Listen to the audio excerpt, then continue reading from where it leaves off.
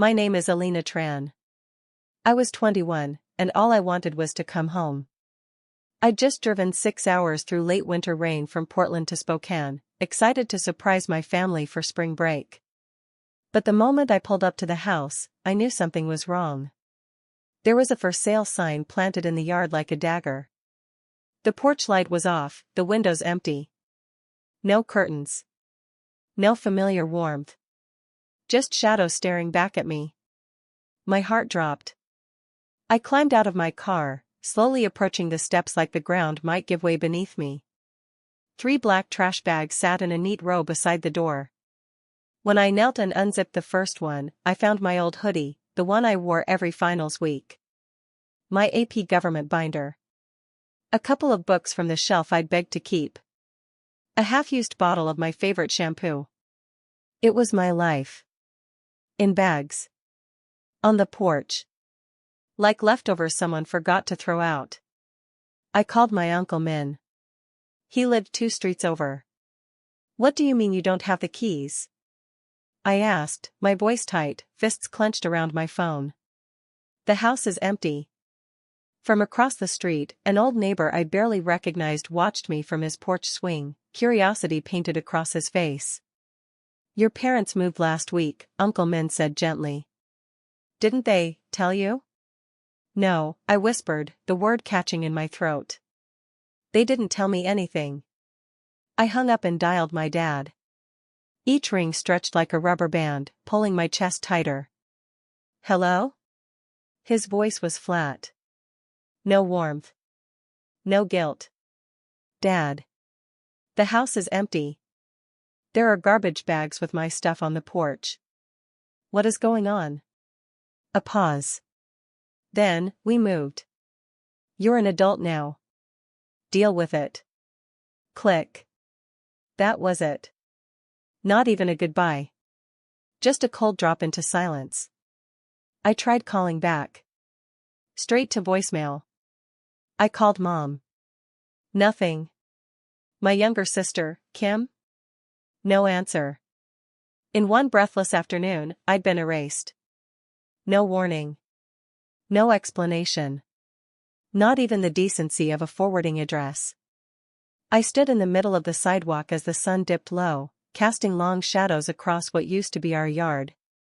The plum tree Dad and I had planted when I was 9 was still there, crooked but standing tall, its thin branches brushing the empty windows of a house that no longer belonged to us, or me. I'd sent money home every month from my campus job, even when it meant skipping meals. I had a 3.93 GPA in criminal justice. I volunteered with immigrant rights groups on weekends. I did everything right. I was the dependable one. The careful one. The daughter who never slammed a door or skipped a class. And this was my reward. I didn't cry. Not yet. Instead, I hauled the bags into my trunk, got back into my car, and drove to a cheap motel just off the highway. The room smelled like stale coffee and bleach, but it had a lock and a bed. I dumped the bags onto the comforter and looked at what was left of my childhood. A cracked picture frame. A beach photo from when I was 16. My mom's arm around my shoulders. My dad smiling like he didn't know how to frown. Kim doing a peace sign. I stared at it for a long time. Then I turned the photo face down. That night, lying in that stiff motel bed, I made a decision. If they wanted to erase me, I'd return the favor. I would cut the cord, leave the grief in the bags, and build something they couldn't touch, something they couldn't claim or sabotage. I grew up believing family meant unconditional love. My parents, Vietnamese immigrants, used to say family was everything. Dad worked 12-hour shifts at the warehouse. Mom cleaned houses and sent money back to the relatives in Hue. Every dinner came with a side of guilt. "We came to America so you kids could have a better life." They repeated it like scripture. And I believed them. I worshipped that story. I studied while my friends partied. Interned at the district attorney's office while others vacationed. I thought I was the investment they were proudest of. But my sister Kim? She failed 2 classes her first semester and never reapplied. She dropped out, got a job at a bubble tea place, and moved back home. They let her stay rent-free. Bought her a used car. Said she was finding herself. Maybe that's why they had room for her.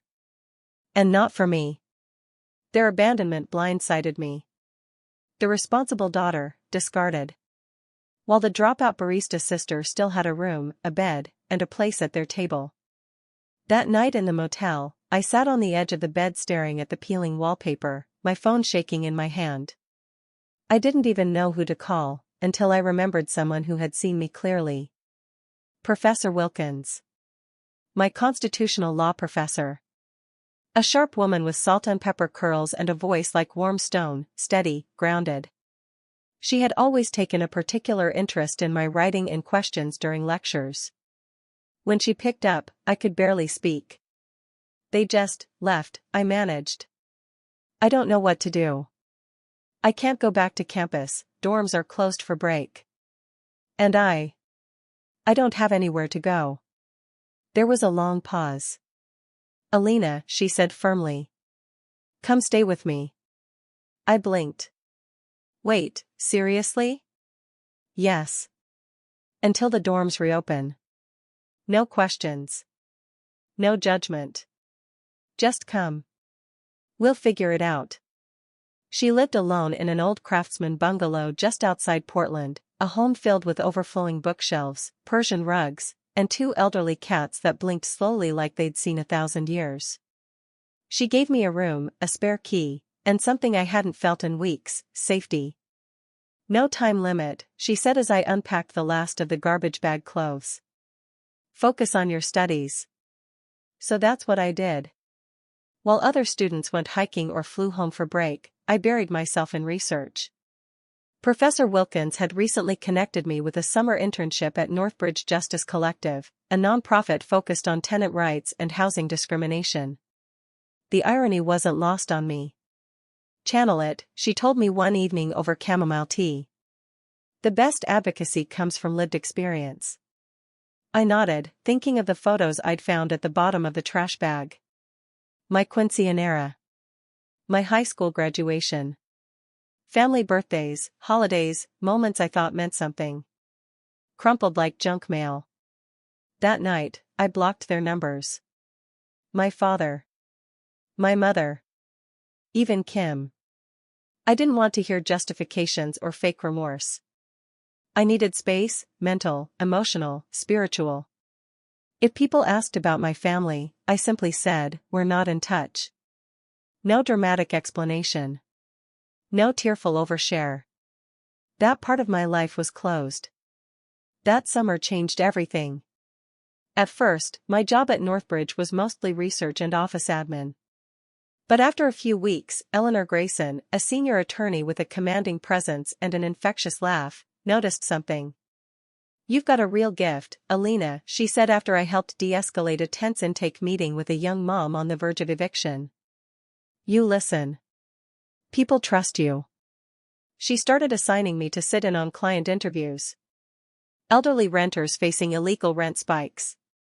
Families displaced by developers converting entire complexes into luxury condos. International students preyed on by absentee landlords charging triple for unsafe units.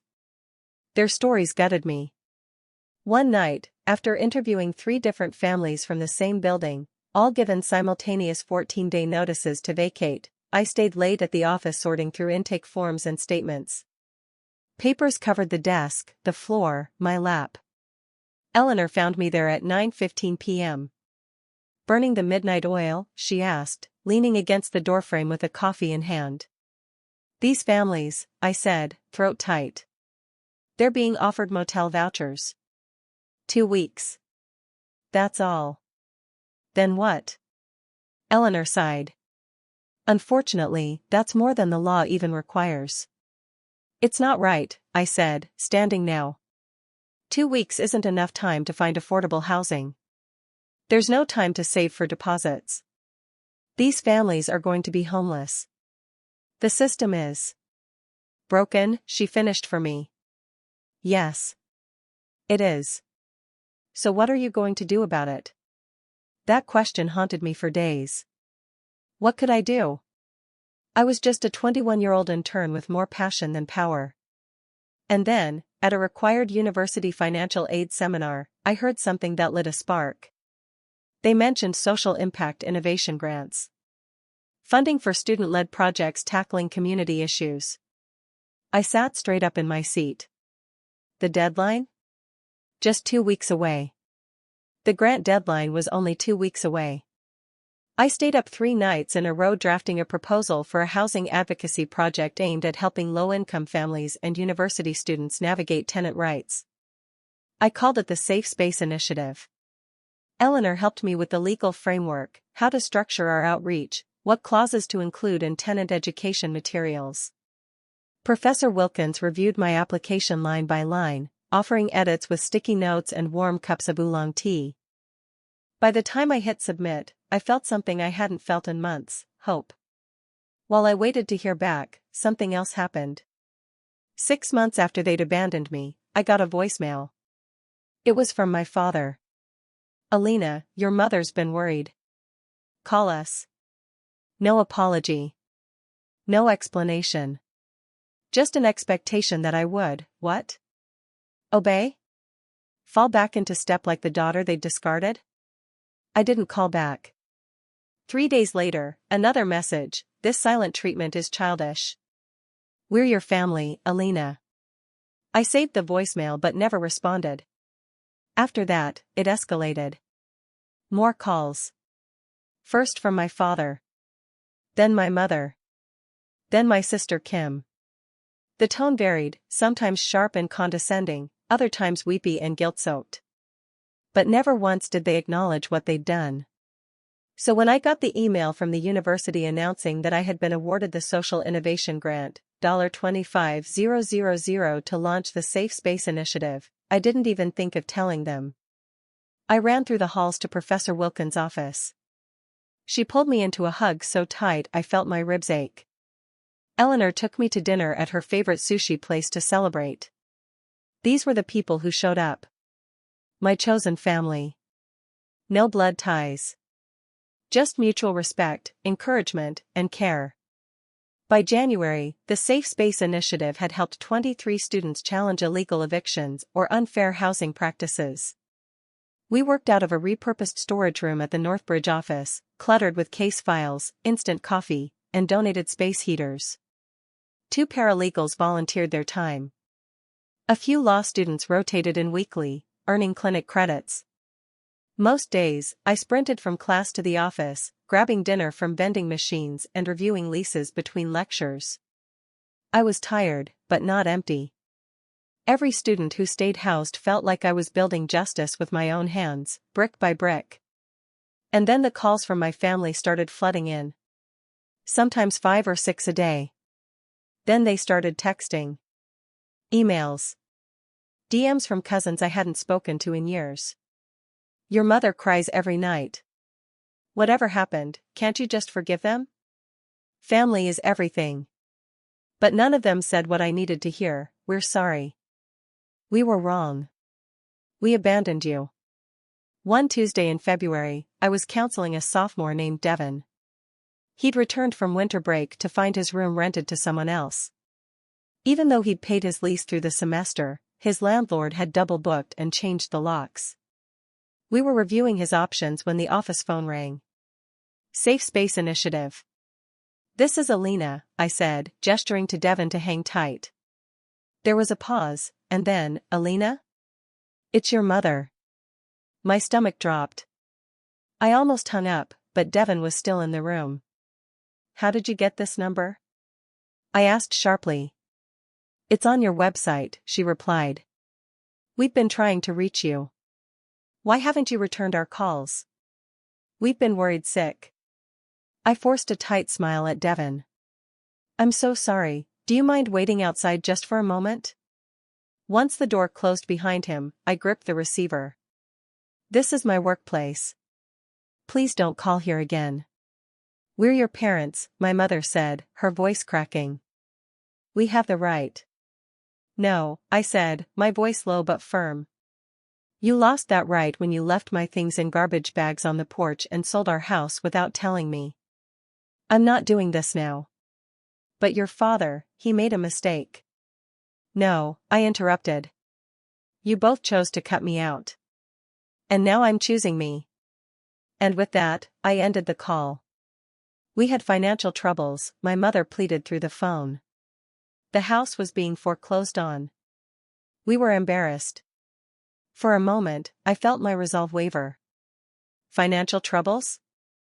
Foreclosure? They'd never said anything about that before. If you were in trouble, you could have told me, I said, my voice lowering despite myself. I would have helped. I was already sending money home every month. Your father wouldn't allow it, she said quickly. You know how his pride is. I did know. My father's pride had ruled our household like gravity, silent, heavy, unavoidable. It shaped every decision, every silence, every sacrifice. I'd grown up watching my mother fold under it, Kim rebel against it, and myself shrink to fit it. But pride didn't excuse abandonment. I need to get back to work, I said firmly. Please respect my boundaries. I hung up before she could respond. My hand shook slightly as I placed the receiver back in its cradle. The conversation had unearthed emotions I thought I'd locked away, anger, sure, but also something harder to admit, responsibility. Guilt. The ache to believe they had a reason, even a bad one. Later that night, Eleanor found me still sitting at my desk, staring at Safe Space's call logs. Everything okay? She asked gently, perching on the edge of my desk. You seem distant. I hesitated. Then I told her about the call. Part of me wants to believe they had a reason, I admitted, fingers laced in my lap. That it wasn't just cruelty. Eleanor nodded, considering her words. People rarely act from pure cruelty, Alina. But reasons and excuses aren't the same thing. Even if there was financial pressure, they still made a choice. They left you without warning. Without care. She was right. I knew she was. But a seed of doubt had been planted. What if they'd truly been desperate? What if I'd misread everything? The next day, against my better judgment, I did something I'd resisted for months. I searched for them online. It didn't take long. A public Facebook post, dated just 3 weeks after they left, shattered any illusion I'd begun to entertain. My mother stood smiling in front of a new house. My father, standing beside her, holding a welcome home sign. Kim grinning from the front step with a key in hand. The caption read, New beginnings. So blessed. No foreclosure. No emergency. Just a new life. Without me. I stared at the photo for so long I didn't realize tears were running down my face until they hit my lap. They had replaced our life with a brighter version, and I wasn't part of it. The calls continued. Unanswered messages accumulated like fresh snowfall, quiet, suffocating. 120, 150. 200. Their voicemails changed tone. From angry to pitiful. From cold to chatty. Sometimes, they updated me on their lives as if we were still close. As if we'd simply fallen out of touch. Gabriel got into community college, my mother said in one message. He's studying programming. You always said he was smart. The neighbors brought us tamales, my father reported in another.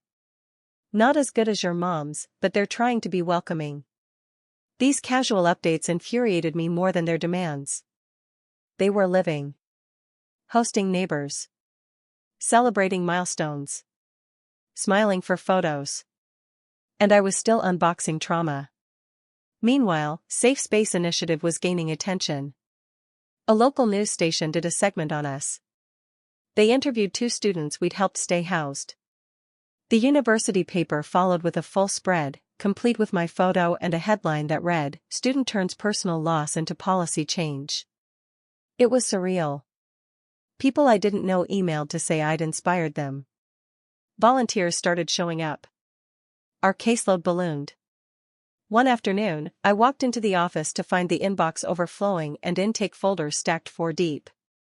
We need help, I told Eleanor, gesturing at the chaos. More volunteers. More space. More funding.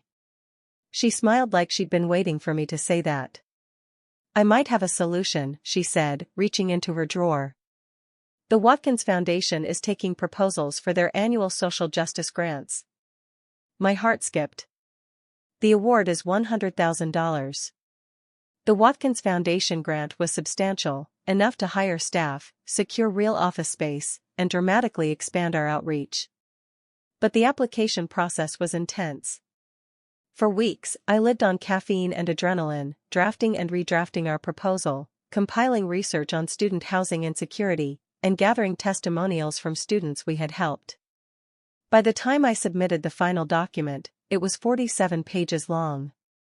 It outlined every part of the Safe Space Initiative, our mission, legal strategy, measurable results, and future goals. I barely slept the night I hit submit. 2 days later, I got a call from an unknown number. I almost didn't answer, until I noticed the area code. It was from my hometown. Hello? I said, cautiously. Alina? It's Mrs. Hernandez, from next door. I froze. I hadn't spoken to her since that awful day I'd found the house empty, with my life in garbage bags on the porch. I hope it's okay I called, she said. Your brother gave me your number. He said, you might not answer if you saw your parents' names. My stomach nodded. If this is about them. No, she cut in quickly. Not directly. It's about your old house. Someone broke in last night. I blinked. What? The police think it was someone looking for valuables. But of course, the place is empty. Your father asked me to check if, maybe you'd gone back for something. He didn't want to file a report if it was just you. I almost laughed at the absurdity. I haven't been back since they left me. And I don't have keys. That's what I told him, she said. But there's something else. The intruder left something behind. An envelope. With your name on it. My breath caught. What? The police gave it to me. I'm keeping an eye on the house. The envelope, it looks official. There's a law firm's name printed on the front. Can you open it? I asked. Just, tell me what it says. I heard her tearing paper, then a pause. It's about your grandmother's estate, she said slowly. Your mother's mother. In Vietnam. My heart stuttered. I hadn't seen my maternal grandmother since I was 13. She'd passed away the summer before I started high school. I remembered her house smelling like jasmine tea and old books, but she'd lived simply. What about her estate? There's a letter from a law firm. It says you've inherited property in Hoi An. And a bank statement, Alina. It shows a balance. Over $400,000. I dropped my pen. That can't be right, I whispered. She didn't have money like that. It says the land was sold to developers after her death. For resort construction. You were named as a direct beneficiary. The proceeds came from the sale of 2 units. I grabbed a notepad and scribbled as Mrs. Hernandez read out the firm's contact information. My hand shook the whole time. Does it say when this was finalized? I asked. She shuffled some papers. Yes. March of last year. March. Just a month before my parents ghosted me and vanished from my life. The timing wasn't a coincidence. They had known. They had known, and left me behind anyway. I was still processing the shock when the Watkins Foundation called. We were finalists. They wanted a live presentation for the board. Under any other circumstances, that news would have sent me running to celebrate. But all I could think about was the envelope. The inheritance. The betrayal layered deeper than I'd realized. I sat down with Eleanor that afternoon and told her everything. She listened quietly, then nodded. You need to get clarity. If there's money involved, and family, don't wait. So I reached out to the law firm in Vietnam handling the estate. I drafted the email carefully, fingers trembling slightly as I pressed send. Because if this was true, everything was about to change. Again. They confirmed everything. The inheritance was legitimate. The property sale in Hoyan had gone through. The funds, over $400,000, were mine. But most telling of all? Notification of the inheritance had been sent to my parents over a year ago, when I was still 19. As my legal guardians at the time, they had been the first to know. They kept it from me, I told Professor Wilkins over dinner one evening, picking at a plate of stir-fried vegetables I couldn't seem to finish. They knew I had this coming, and they still dumped my things in garbage bags like I was nothing. She put down her fork and looked at me with a quiet, measured intensity. Have you considered why? Money, I said bitterly. They probably thought they deserved it more than I did. Perhaps, she replied. But hiding an inheritance isn't simple. You would have found out eventually. Maybe they were waiting, trying to control the timing. So when you did find out, you'd feel indebted. Grateful. Grateful. For being deceived? I pushed my plate away, appetite gone. Or maybe, I said softly, they never planned to tell me at all. 3 days before the Watkins Foundation presentation, the funds were transferred into my account. I hadn't decided what to do with the money yet. But its presence in my life, real and tangible, brought something I hadn't felt in a long time, security. For the first time since standing in front of that empty house, I felt financially free, untethered from my past. The presentation was set for a warm Saturday afternoon in May. I arrived at the foundation's sleek downtown offices an hour early, flipping through my notes in the minimalist waiting area. Our proposal had requested $300,000 over 3 years to scale safe space beyond campus, to serve families and individuals across the city. Eleanor arrived 20 minutes before we were scheduled to present, sharp in a tailored charcoal gray suit. Ready? She asked, sitting beside me. As I'll ever be, I said, adjusting my navy blazer, professional, but not too severe. The board can be formal, she warned gently. But they're driven by impact. Speak from the heart. Tell the stories. That's what will move them. We were escorted into a conference room with floor-to-ceiling windows and a polished walnut table. 8 people were already seated. I recognized several from my research, community leaders, philanthropists, a retired judge. And then, standing at the far end of the room, the foundation's director, William Watkins, stepped forward. Ms. Tran, Ms. Grayson, he said, gesturing warmly. Welcome. We were very impressed by your written proposal.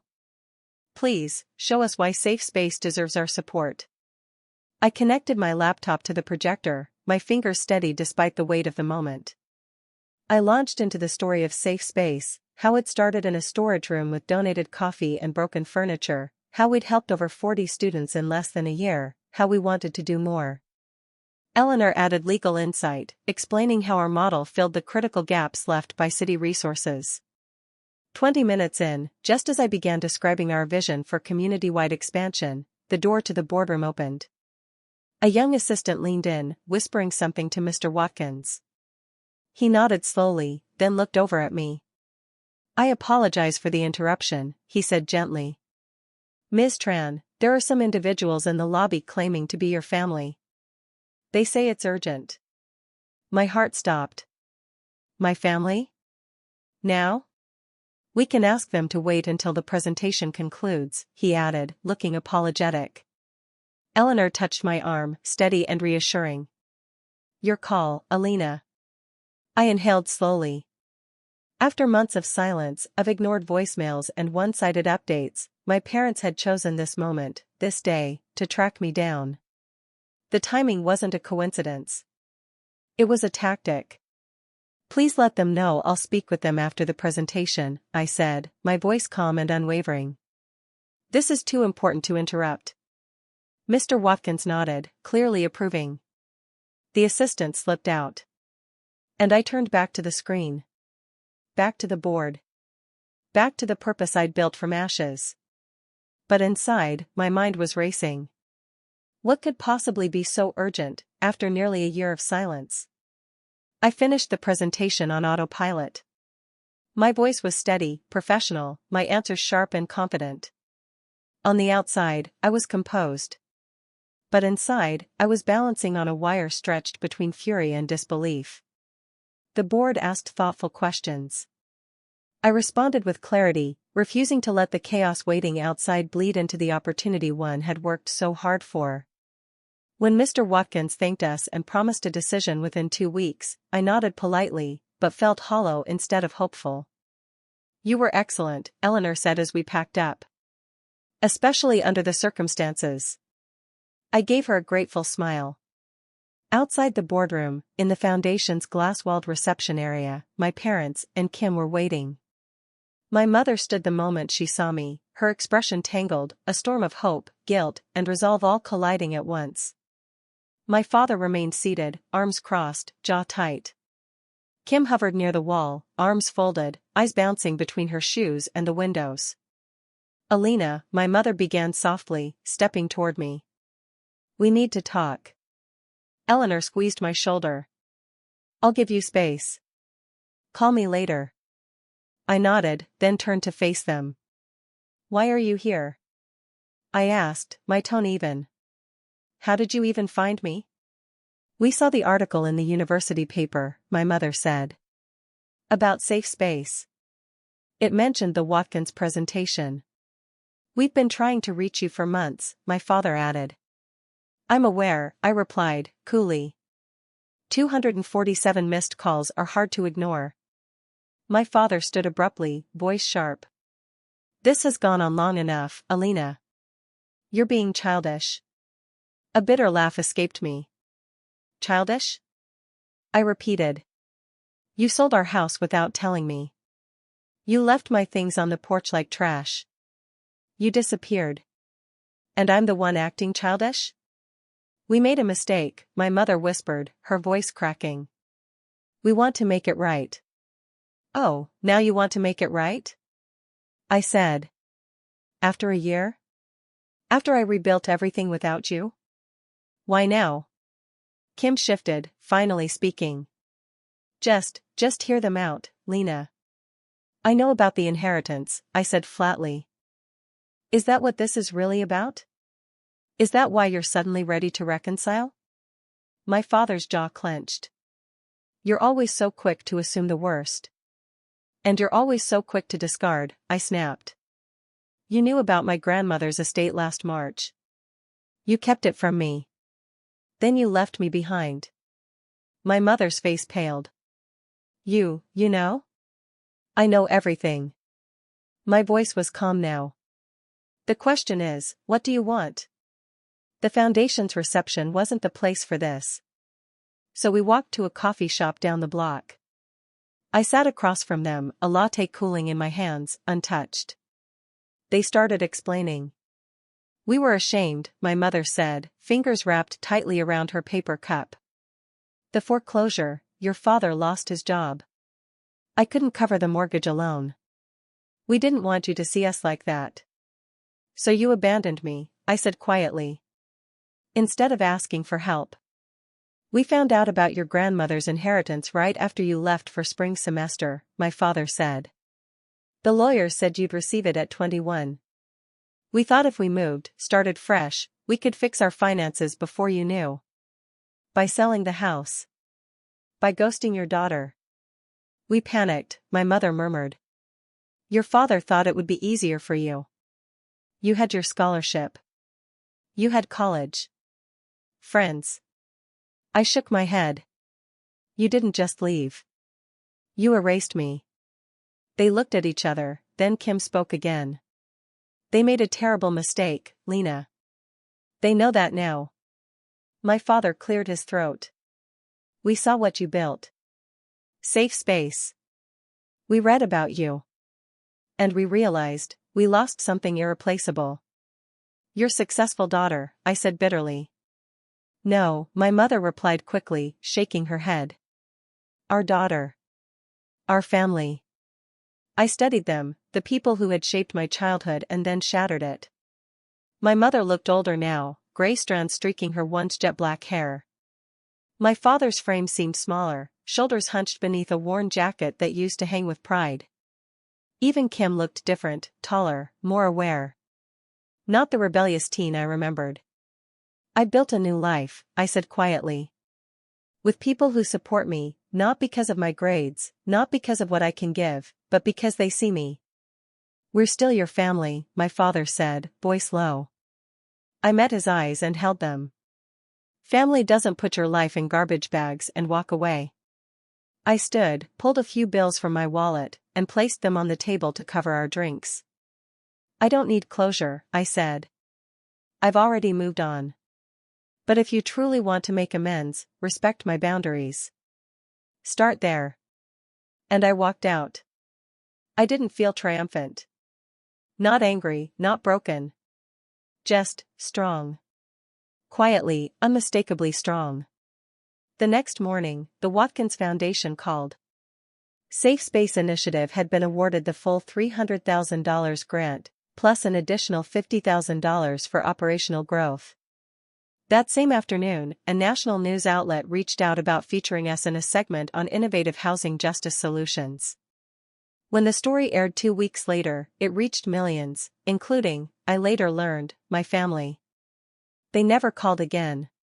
Sometimes, the family you build is stronger than the one you're born into. And as I looked toward everything still ahead, safe space, law school, a future entirely my own, I knew one thing for certain. I would never again measure my worth through anyone else's eyes. Hey, thank you for listening to my story. If it resonated with you, I'd love to hear your thoughts in the comments. Have you ever had to walk away from people who were supposed to love you unconditionally? What helped you reclaim your strength? I read every message, and your words mean more than you know.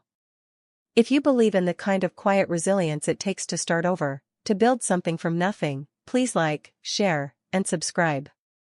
Your support helps stories like mine reach others who might need a reminder. You can survive what tries to break you, and thrive because of it. To anyone out there who's been abandoned, underestimated, or dismissed by the people they trusted most, I want you to know this: your worth doesn't shrink because someone else couldn't see it. Sometimes, the most powerful thing you can do is stop explaining your pain and start building your peace. Whether you're still picking up the pieces or already stepping into something new, don't be afraid to create a life rooted in your values, not someone else's expectations. Forgiveness doesn't mean access. Closure isn't always a conversation, it can be the moment you decide to live better without the ones who broke you. And family? Family can be chosen. You're allowed to draw boundaries. You're allowed to grow past the point where they left you. So tell me, what's one thing you've learned about yourself in the face of betrayal? Drop it in the comments. Let's build a community where healing isn't hidden, where strength isn't silent, and where walking away doesn't make you the villain, it makes you the author of your own life. I'm Alina. And this time, I get to decide who gets a seat at my table.